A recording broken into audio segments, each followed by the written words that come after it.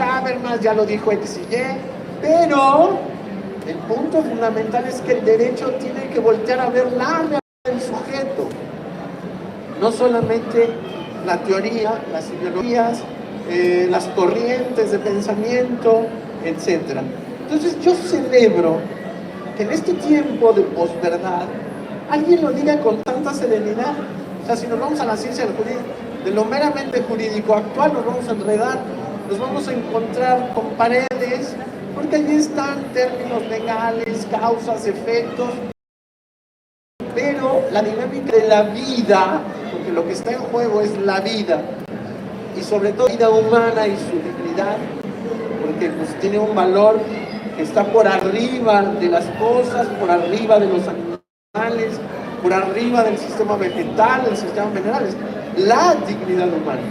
O sea, este es el ente que tiene un valor mucho más alto y por lo tanto no podemos olvidar. La dignidad humana tiene que ser el paradigma central de nuestro análisis de esta cuestión. Y por eso, con mucha sencillez, admiro la prudencia para decir, a ver, necesitamos acudir a ciertas cuestiones metafísicas propias de la filosofía, algunas cosas de la teología, etcétera. Un servidor es abogado, filósofo y teólogo, entonces es más fácil identificar, ¿no? Es decir, es que aquí rondando la idea, pero es muy prudente, si sabe abogada, regresa al cauce, cosa que lo aplaudo muchísimo. El derecho, entonces, no puede comprenderse como un sistema cerrado, sino que debe asumirse en diálogo con otros saberes más elevados, como la antropología, la moral, por supuesto, la filosofía, la teología, las ciencias médicas, y el derecho tiene que ser capaz de interactuar en una dinámica interdisciplinaria para asumir las realidades complejas del ser humano. A lo largo de toda la lectura del libro, se desprende muy claramente que el sistema jurídico mexicano ha dado pasos significativos evidentes para cimentar su ser y quehacer en otro paradigma. No es ya el del Estado. Esto yo ahí me pongo de pie, reconozco que ella dice, no, aquí la gran reforma constitucional del mes de junio del 2011 tiene un giro durísimo, ¿no? Porque nuestros legisladores han dicho, el Estado sirve, no la persona al Estado. Por lo tanto, el Estado no otorga los derechos humanos, no otorga su reconocimiento, sino que los reconoce. Porque aquí hay una realidad que no es una idea abstracta, como todo el sistema jurídico, sino que hay una realidad a la que hay que servir y por la cual tenemos que orientar toda nuestra perspectiva y toda pues la proyección del derecho. Entonces tenemos a una abogada que sabe posicionarse frente a la historia con una capacidad de juicio claro, es decir, no hay problema, o sea, la civilización va caminando, va progresando, la civilización, ese continuo hacerse y ese continuo entenderse y ese continuo ir avanzando e ir ampliando nuestras perspectivas de lo humano, que es lo que está en juego en este libro. La autora entonces lo reconoce muy bien, plantea las conclusiones al señalar que el Estado reconoce la centralidad y dignidad de las personas, afirmándose al servicio de ella, no otorgando ciertos derechos que deben ser el centro. Solamente comprendiendo este libro paradigmático para todo el derecho, puede ser en una dinámica en donde no respondemos a la realidad, sino respondemos a nuestra estructura, a nuestras leyes, normas, procedimientos, etc. Entonces no me resta más que felicitar, sugerir muchísimo, sobre todo para los ambientes educativos, esta lectura. Me parece que puede hacer un servicio para decir, a ver, epistemológico, hay que ayudar a la ciencia jurídica para decir, querido doctor Rafael, yo creo que ahí usted nos podría orientar en algunos con toda su práctica académica, ¿verdad? ¿Cómo le ayudamos a los jóvenes que están estudiando Derecho a acercarse bien? No a quedarse con las ideas, sino a bajar al servicio que hace el derecho. Yo todavía me acuerdo de aquella definición de derecho, ¿verdad? Que es muy interesante: el sistema racional de normas sociales de conducta declaradas obligatorias por la autoridad por considerar las soluciones históricas a la realidad, ¿no? Pero aquí la cuestión es la realidad humana, la realidad histórica. Pues felicidades, muchas gracias y a la hora.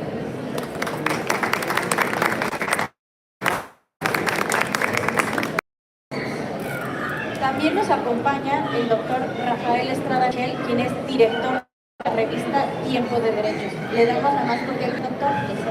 Muchísimas gracias. En primer lugar, quiero ser muy puntualmente tirando el blanco a la Fundación Aguirre Escuela Chávez de Derechos Humanos, la enorme oportunidad de estar en este foro inmejorable. Y bueno, por supuesto que después de haber escuchado a Eduardo Corral un poco, lo que pueda uno decir siquiera que esté más o menos a la altura, pero me apuré a llegar después de que el vuelo salió 2 horas y media tarde. Ruiz, el señor secretario de Educación del Estado de Jalisco, es un placer que nos visite del Ministerio de Educación, este importantísimo estado, con una feria y bueno, por supuesto, ya habló mi admirada compañera de mesa, y si ya lo hizo Diana Gamboa, pues también, bueno, espero por lo menos escuchar el video de la exposición que habrá hecho de esta obra inmejorable. Y digo inmejorable porque Diana Gamboa es de estas alumnas de las cuales aprende uno muchísimo más de lo que puede enseñarnos en el aula, en la vida, en la práctica política. Y pues al leer y revisar sus manuscritos, uno cae en la cuenta de muchísimas cosas. Aquí están sus señores padres, su esposo, en fin, tanta gente que la quiere, pero yo más allá del cariño, por supuesto, que es mucho, quiero hablar del apego que tengo hacia sus ideas. Y tengo un auténtico apego. Yo sé que los apegos son la causa de la infelicidad, pero en este caso es un apego intelectual que tiene que ver con la valentía enorme de quien sale del cauce para quien no es su Dios el vientre, como diría Saulo de Tarso, sino al contrario. Para Diana Gamboa no hay más verdad que reivindicar que la dignidad humana de toda expresión de esta condición. Una dignidad que es eminente, una dignidad que está por encima de cualquier legislador, que está por encima de cualquier judicial, y a la hora en que Diana, yo de la manera más sistematizada, esto que decía el maestro Corral es importantísimo, fuera de ideologías y tratando la cuestión asépticamente como la gran procesalista y constitucionalista que es, Diana logra llegar a un acuerdo que creo yo que todos podemos más o menos suscribir, que es el acuerdo en torno a que ningún legislador debe tener la capacidad de privar del derecho a vivir a ninguna expresión de la condición humana. La pena de muerte, bueno, ya ni siquiera es discusión, salvo en estados muy barbáricos, ¿no? En donde realmente se pretende que el Estado pueda tener la capacidad de decidir quién vive y quién no, pero es una discusión en términos de derechos humanos y de derecho constitucional completamente superable. Y da la impresión que es curioso que no ocurra lo mismo con la expresión fetal, con la expresión intrauterina de la vida humana. El otro día razonábamos con don César Ruiz una cuestión que parece interesante. Fíjense ustedes cómo el tipo penal de homicidio, desde el siglo XIX, aquí no hay novedades. Lo que pasa es que siempre creemos, cada generación cree que descubre el Mediterráneo, y la verdad es que el agua tibia se descubrió hace mucho tiempo. El tipo penal de homicidio se refiere a privar de la vida a otro. Nosotros nos hemos hecho unas bolas, una galimatías, ido y venido, con que si hay vida humana en el útero, si hay persona jurídica en la expresión intrauterina de la vida, si hay un sujeto de derechos cuando hablamos de una bebé o de un bebé. Y la verdad es que el Código Penal para efectos del homicidio dice otro. Y coincidiremos que otro ser humano, pues es ese que está dentro o fuera del vientre de su madre. Bueno, en eso hay mucha hipocresía. Si realmente nos tomáramos en serio que hay vida humana, como muchos fundamentalistas lo hacen y lo defienden y se rasgan las vestiduras, etcétera, pues no habría habido un tipo penal diferenciado entre aborto y homicidio, ¿verdad? Esto es evidente. Si realmente creyéramos que hay allí un ser humano, pues bastaba y sobraba con la tipificación de que priva de la vida a otro. Pero no nos gusta la alteridad. No nos gusta lidiar con el otro o con la otra. Nos gusta discriminar, nos gusta privar a los demás de lo que consideramos prerrogativas para nosotros o para quienes son como nosotros. Y yo por eso digo que es enormemente reconciliable con la vida y con nuestra muy maltrecha ciencia jurídica, hay que decirlo, en este pobre país tan digno de mejor suerte, que haya una jurista valiente, una estudiante que contra viento y marea se enfrentó a quien se tuvo que enfrentar, nos consta, en su examen de maestría. O sea, para no ir más lejos, hubo que lidiar con los sínodos, que bueno, siempre hay envidia, hay incomprensión, hay tosudez, en fin, hay mucha miseria humana, para hablarlo claramente.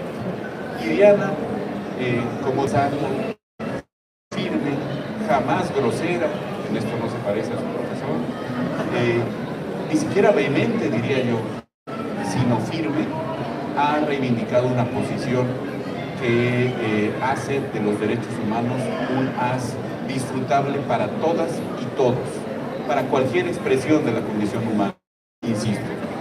Terminaré diciendo una cosa que otro gran jurista, Norberto Bobbio, sostuvo mucho antes siquiera de que naciera Diana Gamboa Aguirre. En el año 1900 el aborto se despenalizó en Italia, imagínense, ¿no? En una entrevista para el Corriere della Sera, Norberto, el gran jurista del siglo XX, en absoluto sospechoso ni de ser una persona de ultraderechas, ni de defender posiciones ideológicas en esto, ni siquiera era creyente, era agnóstico, y lo reivindicaba como tal. Era un socialdemócrata y un teórico del derecho, como ustedes saben, de primer orden. Y cuando el Corriere della Sera le pregunta, oiga, ¿usted qué opina de esta legislación de destipificación del aborto en Italia? Bobbio, ya notablemente aburrido de la discusión, seguramente hasta aquí de sus alumnos, ¿no? Porque en esto es muy fácil tener un discurso progre y decir, venga, y se acabó. Bobbio dice una cosa, mire, yo estoy completamente de acuerdo con el derecho que tiene la sociedad a evitar la explosión demográfica, con el evidente derecho que tiene la mujer a disponer de su vida sexual y a disponer de su libertad procreativa. Nadie creo que puede negar eso, bueno, salvo algunos ya en una línea completamente entendible, pero nadie puede negar que existe esa libertad y que debe existir lo más pro persona y creo también, decía Bobbio, que hay un derecho a nacer, que el embrión, el feto, el bebé tiene derecho a nacer. Nada más que aquí hay un problema a la hora de ponderar. El derecho de la sociedad a evitar la explosión demográfica puede perfectamente tutelarse de muchas formas. Hay métodos anticonceptivos, hay políticas de procreación como la que ha habido en México, que ha sido muy exitosa desde los años 70, ha habido políticas de planificación familiar, en fin. Hay muchas formas, más allá del aborto, para tutelar ese derecho colectivo. El derecho de la mujer, por supuesto, si ahí ha estado el problema. Hemos, durante 25 siglos, al menos en Occidente, impuesto la procreación a las mujeres, y a veces de manera violenta, completamente injustificable. Decía Bobbio, y yo suscribo, esto no puede tolerarse de manera alguna. Hay que evitar por completo esa imposición. Hay muchas formas de hacerlo, los anticonceptivos son una, desde luego la protección a la mujer por la vía penal, por la vía administrativa, por la vía del derecho de salud es otra. La tutela efectiva de los derechos humanos es una muy importante vía de defensa de este derecho. Así es que no es necesario tampoco sacar el rifle sanitario y ponerse a matar a lo que denigrantemente se llama el producto de la concepción, decía Bobbio. Pero el problema con el derecho a nacer es que solo hay una forma de tutelarlo, decía Bobbio también, insisto, notoriamente aburrido. Y esa forma de tutelarlo es dejando nacer a la criatura. No hay otra manera. Si hubiera otra, podríamos explorarla. Pero a la hora de ponderar los bienes, como ha dicho la Suprema Corte de Justicia, ya nos hablará Diana en las sentencias de fines de 2021, a la hora de ponderar este supuesto bien constitucionalmente tutelado, que en buen castellano se llama bebé, con la posibilidad de evitar que la sociedad sufra más daños, que la mujer vea perdida su libertad procreativa, etc. La única manera que tenemos, que conocemos hoy por hoy, es dejándolo nacer. Y bueno, si Bobbio y Diana Aguirre, mentes y plumas privilegiadas, no nos hacen reflexionar en esto, pues es que no queremos reflexionar más allá de la ideología. Las ideologías no son respetables, las personas siempre respetables, desde luego, pero las ideologías no per se. Toda persona tiene dignidad humana, pero su pensamiento puede ser contrastado, puede ser discutido y puede ser, ¿por qué no?, criticado, incluso faltándole al respeto al pensamiento, nunca a la persona. Y eso es lo que no hemos entendido y por eso no podemos avanzar en esta y otras muchas discusiones en nuestro maltrecho medio académico, político y jurídico nacional. Ahora sí concluyo diciendo lo siguiente. En lo único que nunca he estado de acuerdo con Diana, a quien cariñosamente le digo Gambito de Dama, por su apellido, pero también porque hace unas jugadas geniales para sacar adelante su estrategia. El único que no estoy de acuerdo es en que su libro no es feminista. Obviamente no estoy de acuerdo con los ismos, no me gustan ni los feminismos, mucho menos los machismos.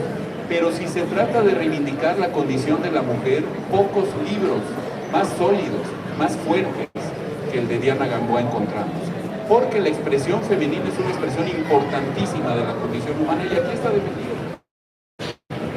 No veo ninguna razón de decir, este es un libro reaccionario, este es un libro heteropatriarcal, este es un libro que va contra la progresía feminista. No, yo creo en alta y clara voz que reivindica la dignidad humana de todas y de todos y que en ese sentido hay un feminismo muy bien entendido en todo esto. Pero sé que nunca nos vamos a poner de acuerdo al respecto.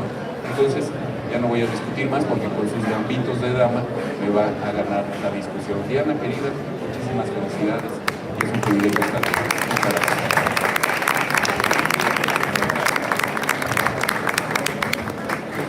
Dando continuidad, también nos acompaña el doctor César Ruiz Jiménez, quien es director de la Fundación Aguirre Azuela Chávez Jauregui Pro Derechos Humanos. Buenas tardes a todos, gracias por acompañarnos. Yo quisiera limitar mi participación porque me interesa que Diana conteste cada una de las interesantes preguntas que se le han hecho y quisiera que tuvieran minutos para hacerlo, entonces trataré de ser lo más breve posible. Bueno, de entrada quiero agradecer a Tirán Leblanc, a su directora María Gerlich, a Milagros también que nos acompaña en este momento, porque hablar de este tema y atreverse a publicar un tema que literalmente dice el pretendido derecho al aborto, me parece bastante valiente y gracias a ustedes por permitirnos publicarlo en casa editorial, que además, dicho sea de paso, es la casa editorial de mayor prestigio en España y en Iberoamérica, entonces estamos muy orgullosos de que nuestro libro esté con ustedes. Muchísimas gracias. Y también, bueno, les hablo un poco de la Fundación. La Fundación Aguirre Azuela Chávez Jauregui Pro Derechos Humanos tiene tres ejes principales de acción: la defensa de la vida, la defensa de la familia y la defensa de la libertad religiosa. Entonces, con esos tres ejes es obvio que el aborto pues, es una de las principales situaciones que le interesa a la Fundación abordar. Y cuando lo abordamos, nosotros lo primero que empezamos a ver es, el aborto es un problema. Independientemente del color que le quieran poner a su Twitter, a su X, a su ideología, lo que sea, el aborto es un problema que afecta a dos seres humanos, a una mujer vulnerable y a un niño en gestación. A veces es el resultado para ambos, a veces lamentablemente acaba con la vida de uno de ellos. Y cuando acaba con la vida de uno de ellos, a veces también acaba con la vida de la otra, porque muchas mujeres sufren demasiado por esa decisión a la que llegan, y que muy bien señala Diana, no necesariamente es tomada en libertad. Entonces, el aborto es un problema resultado. Es un problema resultado de las condiciones sociales, familiares, económicas, laborales que enfrenta una mujer. Entonces, para poder resolver este problema, tenemos que juntarnos todos los que tenemos que ver con estos temas, pues para encontrar una solución real. Y esta solución real tiene que partir de verdades concretas, no de mentiras que nos han vendido las ideologías. Entonces, me preguntaron ustedes, ¿qué hacen aquí? Y por cierto, disculpen porque no les, por la emoción de darle las gracias a Tirán, se me olvidó, cometí un grave error de no darle las gracias al señor secretario de Educación de Jalisco que nos acompaña, Juan Carlos Flores, obviamente a nuestra querida autora, nuestra querida doctora Cristina, al doctor Rafael Estrada Michel, al padre Eduardo Corral. Y si preguntaran ustedes, ¿qué hacen todas estas personas aquí hablando de un tema que nos han querido decir que solo le compete a las mujeres? Pues no, no es cierto. Al ser una problemática que aborda, insisto, temas sociales, familiares, educativos, económicos, nos compete a todos nosotros. Y la única forma que tenemos de solucionarlo es que todos nosotros nos sentemos a dialogar con seriedad y con objetividad sobre este problema. Y para eso necesitamos de partir de la verdad. Tengo la fortuna, la dicha, de compartir, de ser vecino de oficina del doctor Rafael Estrada Michel. Tengo la fortuna y la dicha de que la revista Tiempo de Derechos de la Fundación Aguirre sea dirigida por él. Entonces eso me permite dialogar con él y nutrirme de sus conocimientos y sus actividades. Y en una de esas tantas fortunas me acercó la tesis, en esa entonces tesis de maestría de Diana, que ya conocía también porque es una abogada extraordinaria, una abogada muy valiente, que no tiene temor de decir lo que piensa y de hablar con la verdad, esté quien esté enfrente de ella. Entonces lo empecé a leer con mucha atención y empecé a encontrar verdades. Empecé a encontrar una abogada que, si bien tiene cierta formación, obviamente me refiero que no es de izquierda progresista, de esta ideologizada, trató de escribir de la manera más objetiva posible, tratando de encontrar la verdad en medio de estas dos corrientes de pensamiento. Dije, esta obra es importantísima porque nos pone el piso parejo para que podamos encontrar soluciones. Nos trata de desentrañar la verdad en medio de todas estas ideologías que se venden y que considerábamos nosotros que era necesario que saliera a la luz, un poco como la fábula del traje nuevo del rey. Se nos están vendiendo muchas mentiras alrededor y todos tenemos miedo a decir que esas son incongruencias o que son mentiras. Necesitamos a alguien que empiece y diga, hey, ese rey va desnudo, para que todos los demás empecemos a cuestionarnos y decir, es cierto, ese rey está desnudo. Y el libro de Diana lo hace de una manera maravillosa, y aquí me gustaría que pues, nos explicara o me respondiera dos preguntas, justo para demostrarles que este libro cumple con esa función, de retar mentiras que nos han querido vender como verdad y que al día de hoy muchos tenemos miedo o muchos tienen miedo de desenmascarar. Entonces, mi querida doctora, maestra Diana Gamboa, ¿es o no el concebido un ser humano? ¿Y tiene o no tiene derechos fundamentales? Muchísimas gracias y pues disfrutemos a la autora.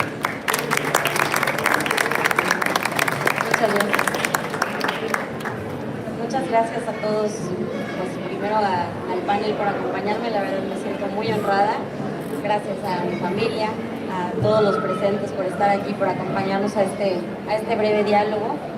Gracias desde luego al editorial y a la fundación porque nunca me imaginé que estas ideas eventualmente vieran la letra impresa más allá de mi tesis para titularme de la maestría.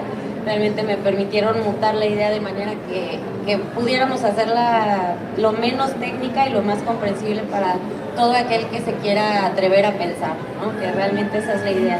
Yo aquí no estoy diciendo que yo tenga la verdad, que yo tenga la única manera de ver las cosas, pero estoy haciendo un planteamiento que está abierto a la reflexión, que está abierto a la confrontación y que creo que es fundamental para la humanidad contemporánea. Me parece que más allá de colores, de estas dicotomías forzadas en las que nos han querido ajustar para hablar este tema, necesitamos reconocer que esto es una realidad compleja que lastima a la sociedad, ¿no? Entonces, en función de eso, es posible que podamos hablar, digo yo, de buena fe y de manera informada, abierta, respetuosa, para tratar de llegar a soluciones, ¿no? Entonces, pues primero eso, gracias a todos por acompañarme. Ahora, pues voy a tratar de abordar un poco de lo que dijeron todos. Primero, una de las preguntas que nos hacía el secretario es cómo platicar el tema, ¿no? Desde dos perspectivas, la educación y la familia. A mí me parece que justo ese es un planteamiento que yo, gracias aquí a la doctora Cristina, que es experta en comunicación, en narrativas, me lo hice primero a mí misma, y es así que traté de plantearlo en el libro. Es cómo comunicar una idea que pareciera sumamente compleja, pero que en el fondo es muy sencilla. Somos o no todos igualmente valiosos. Y en función de eso, preguntarnos, bueno, si todos valemos lo mismo, entonces tienen unos derecho a disponer de la vida de otros. Pareciera que así en abstracto no, pero empiezan las variantes, ¿no? Empieza, bueno, ¿y qué pasa en los casos extremos, ¿no? Que normalmente son los que se plantean para discutir este tema? ¿Y qué pasa en esta otra situación? Bueno, antes de irnos a los casos, yo digo, vamos al primer escaloncito del diálogo. ¿Es esto un derecho o no? Porque en función de eso es que vamos a saber, pues, cómo lo atendemos en el día a día. Entonces, yo creo que para responder esa pregunta específica, me parece que lo que tenemos que reivindicar en el fondo para este y todos los diálogos es la dignidad humana.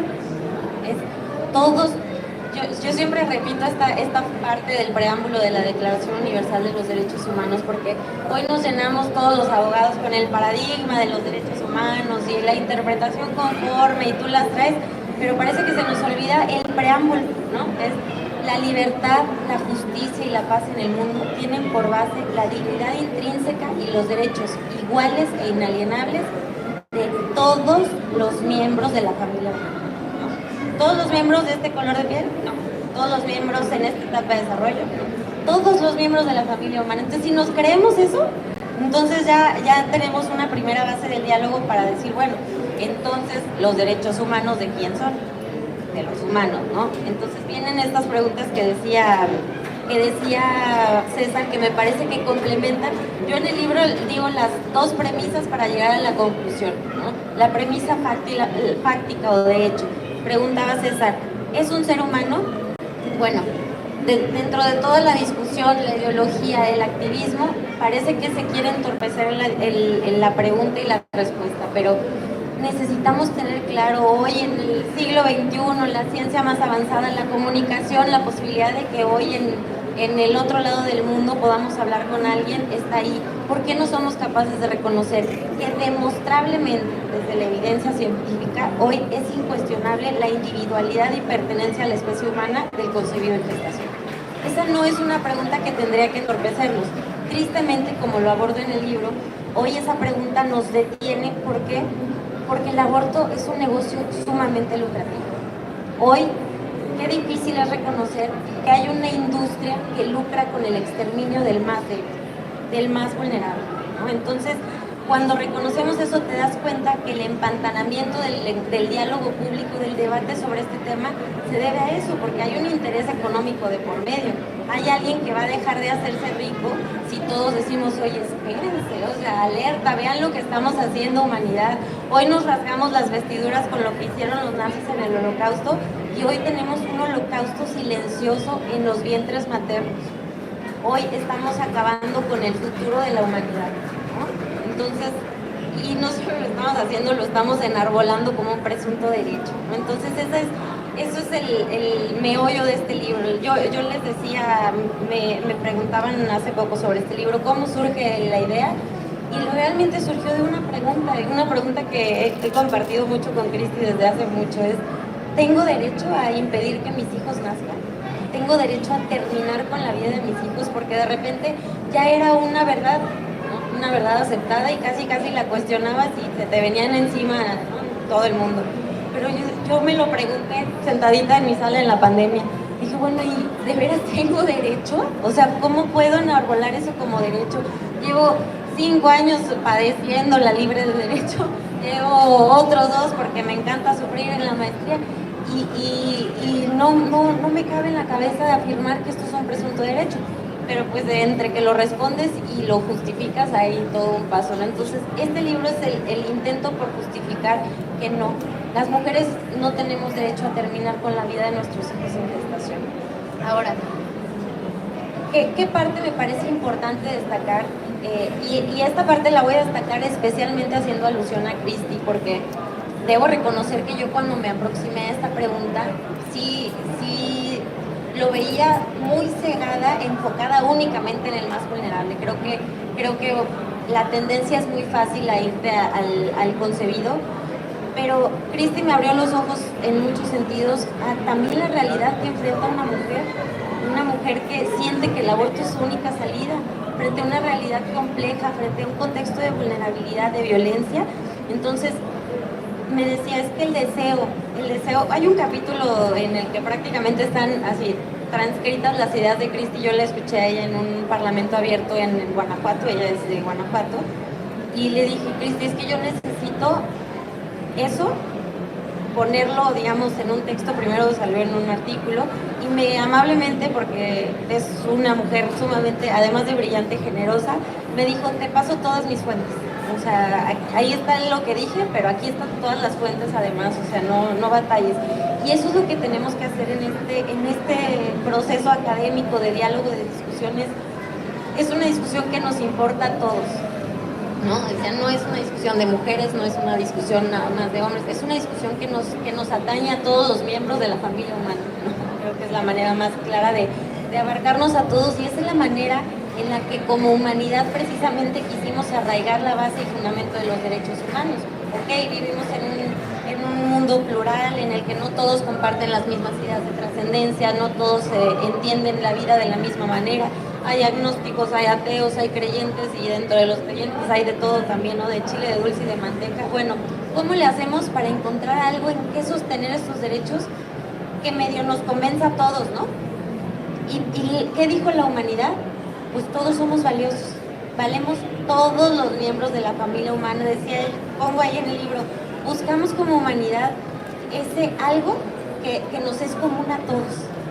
Y en función de eso dijimos, bueno, todos los que compartamos esto, que hoy lo puedo traducir para efectos del concebido, individualidad y pertenencia a la especie humana, somos dignos. ¿Y qué es eso? Somos valiosos. Todos tenemos un valor mínimo que no se nos puede despojar, sino que se nos debe de reconocer. Entonces, me parece que de repente hay legisladores, órganos jurisdiccionales, titulares de poderes ejecutivos que se van con la pinta de que pues esta moda y los derechos y demás, y resulta que, como lo pongo aquí, no reflexionamos en qué consecuencias tiene decir que el fuerte puede terminar con el débil, que el que es responsable sobre alguien puede quitárselo de encima porque le estorba. No reflexionamos en las consecuencias que tiene eso, no solo en el términos de resquebrajar el fundamento de los derechos humanos, que es precisamente el valor que tenemos todos, sino el problemón en el que nos estamos metiendo solitos, porque le estamos diciendo al Estado, tú puedes decir quiénes valen y quiénes no. Y justo en el libro pongo ahí dos ejemplos muy cercanos en el siglo XX de qué pasa cuando le cedemos al Estado el poder de decir quiénes valen y quiénes no. El holocausto y la segregación racial. Yo digo que tú no vales lo mismo que yo, por ende puedo disponer de ti, por ende te puedo segregar, te puedo hacer diferente. Entonces, me parece que este libro es eso, una invitación al diálogo abierto, profundo, respetuoso, pero además informado sobre este tema, para que como sociedad seamos capaces de buscar mejores respuestas. Yo también lo he dicho y lo pongo aquí en el libro, que yo afirme que el aborto no es un derecho, no quiere decir que yo quiera a las mujeres en la cárcel por abortar. Yo he visto de cerca la dolorosa realidad del aborto y no solo no se la deseo a ninguna mujer, sino que tengo 100% claro que la cárcel no es la solución, ¿no? Las mujeres no tienen que ir a prisión. Ahora, el derecho penal, ahora sí que para los ñoños que nos gusta el derecho penal tiene una dimensión también pedagógica. El hecho de que nosotros pongamos en una ley que una conducta es socialmente reprochable tiene un impacto, porque probablemente alguien que vive al día o que está trabajando, que no le interesa el orden jurídico, con el simple hecho de saber que una conducta es delictiva, pues se abstiene, ¿no?, de cometerla. Entonces yo lo que digo es, antes de decir cuál va a ser la política pública que vamos a implementar frente a la compleja realidad del aborto, necesitamos preguntarnos de qué hablamos cuando hablamos del aborto, ¿no? Porque si estamos hablando de un derecho se promueve, se fomenta, se busca que suceda. Si estamos hablando de un delito, ¿qué buscamos? Inhibir, prevenir. Entonces la pregunta es un derecho? ¿Queremos que las mujeres aborten? ¿Le queremos decir a nuestras hijas, oye, tú puedes terminar con la vida de tu gestación, es tu derecho? ¿Queremos promover eso? ¿O queremos inhibir esta conducta y queremos prevenirla? Y en función de la categoría, por eso el derecho es tan importante. De repente pareciera que es para los libros, pero la importancia de reconocer cuál es la naturaleza de una realidad compleja es que en función de eso vamos a implementar la política pública. Entonces, me parece que justo como lo ponía ahí, el primer paso es que nos respondamos esta pregunta, porque en función de cómo respondamos esta pregunta es que vamos a saber qué sigue, qué política pública implementar en relación con esto. Entonces, a mí no me queda más que insistir en la invitación a la reflexión profunda, abierta y respetuosa. Este tema nos lastima a todos, este no es un tema de colores, no nos compremos esas dicotomías que nos quieren imponer. No es eres azul o eres verde, no es una cuestión de colores, es una cuestión de humanidad y necesitamos reivindicar la dignidad de todos los miembros de la familia humana. Muchas gracias.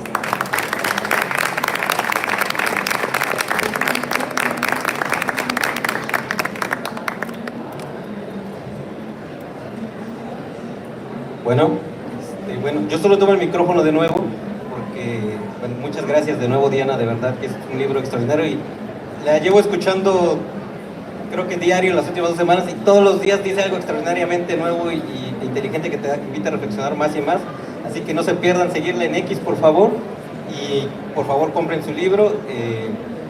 En la compra de libros se llevan gratis una revista Tiempo de Derechos, está ahí al fondo. Y solo quiero tomar el teléfono de nuevo porque tenemos la fortuna que nos acompañe que doña María Gerlich, directora general de Tirán México, a quien de nuevo a mí me gustaría que ustedes le dieran un aplauso por la valentía que tuvo de publicar este libro, que sin duda será la primera colaboración de muchas entre la fundación y la editorial. Muchísimas gracias, María, pues por favor. Bueno, muchas gracias y una disculpa por incorporarme así a la presentación. Felicidades a la autora por este logro y pues por supuesto a todos ustedes por acompañarnos esta tarde. Y pues realmente creo que el papel de una editorial precisamente tiene que ser una editorial, mejor voy a precisar, una editorial jurídica que aspira a ser de prestigio como la nuestra, pues precisamente tiene que publicar la doctrina que cumpla pues con la calidad requerida, ¿no? Y creo que este libro corresponde a eso, y entonces pues estamos encantados de justo haber podido pues cumplir con esa pretensión, que es ofrecer pues la mejor doctrina de la mejor calidad de mano de las mejores plumas, ¿no? Y pues estamos muy sorprendidos con la acogida, porque está siendo una acogida impresionante de esta obra, y esto también significa que existe pues una ambición de que se aborden estos temas desde otra perspectiva. Nosotros estamos honrados y es un placer haber sido partícipes y actores activos en ello. Así que en realidad el agradecimiento es para la Fundación Pro Derechos Humanos y la Fundación que nos está apoyando tanto y que somos hermanos, ¿verdad? Así que bueno, y la revista, por supuesto, que también tenemos ahí nuestras colaboraciones. Muchas gracias a todos y de nuevo una disculpa por haberme incorporado así, pero también quería dar ese mensaje y agradecerles a todos su atención y su interés, ¿de acuerdo? Pues muchísimas gracias y buena tarde.